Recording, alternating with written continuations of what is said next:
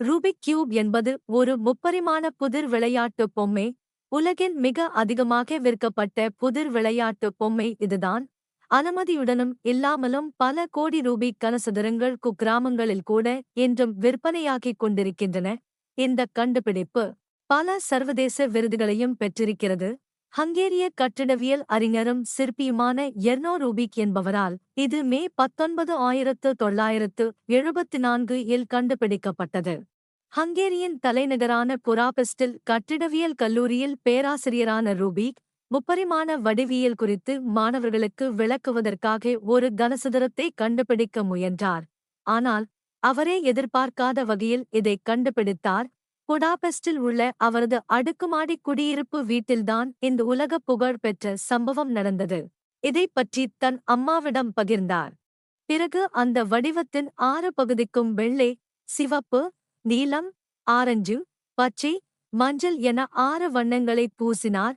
வேடிக்கை என்னவென்றால் ரூபிக் தான் கண்டுபிடித்த கனசதுர புதிரை தீர்க்க 1 மாதம் ஆனது எனச் சொல்லப்படுகிறது. பிறகு புதிரை விடுவிப்பதற்கான பல சாத்தியங்களை அவர் கண்டறிந்தார்.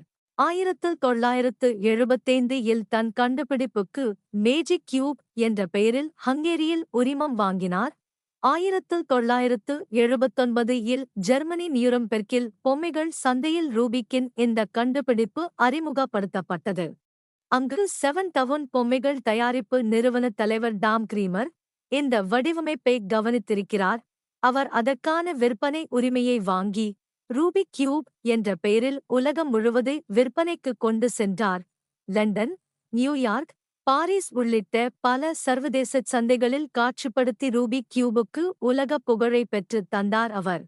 2003ஆம் ஆண்டிலிருந்து ஹங்கேரியில் தொடர்ச்சியாக உலக ரூபிக் வாகியர் போட்டிகளை ரூபிக் நிறுவனம் நடத்தி வருகிறது.